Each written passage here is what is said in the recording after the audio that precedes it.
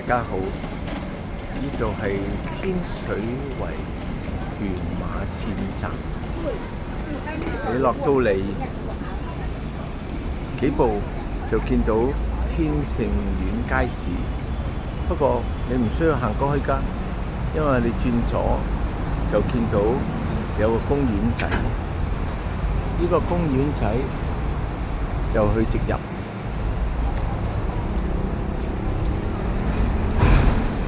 呢個地方其實好方便，你見到咧有小學啦、中學啦，係啦。呢度首先就伊利沙伯中學嘅舊生會小學。好啦，咁跟住咧，我哋沿住呢條路嘅方向再直行，行幾遠啊？其實唔係好遠咋。我哋見到離遠咧，好似有個大貨車停喺度喎。係咁咧，嗰度見唔見到黃色嘅學校啊？嗰度最篤挨住個山就係獅子會何德森小學啦。好啦，我哋繼續行。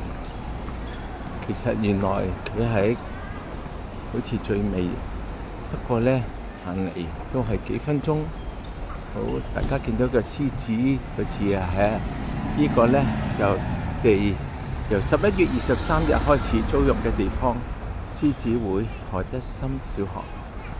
呢個黃色好多人排緊隊嘅就係咧學校嘅正門啦。我哋到時就會喺呢度咧進入去嘅啦。好啦，呢個就係正門，我哋入去校嘅。好，入到去入邊咧，當日我哋就有指示俾大家，係啦，我哋入咗嚟，我係水邊圍，跟住咧前邊我哋就會轉左，就喺呢個地方就有個地下靈異室。好，我哋就獅子會何德森小學啦。好，呢度好大㗎，咁咧有個禮堂。11月23日開始，我哋就可以喺度使用。我哋呢個靈異室就喺呢度啦。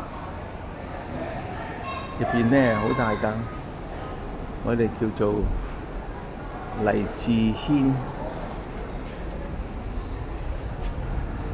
咁樣得。好啦，崇拜咧。主日成人崇拜，青少年都喺度聚會，係啦。